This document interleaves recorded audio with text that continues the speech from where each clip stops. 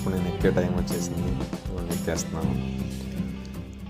అసలు చాలా బాగుంది ఫీల్. లోపల ఎక్కుతుంటే ఎప్పుడూ లేని మంచి ఎక్స్పీరియన్స్ అండి.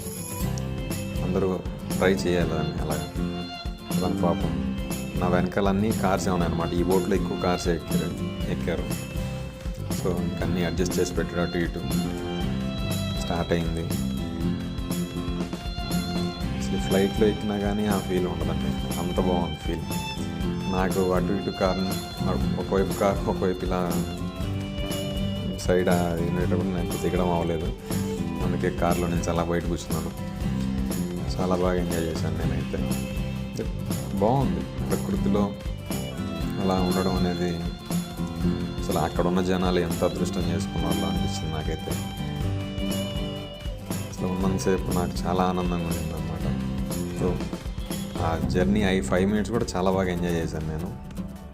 ఇంకా దిగాల్సిన సకినేటిపల్లి ప్లేస్ వచ్చేసింది. సో దిగుతున్నాను.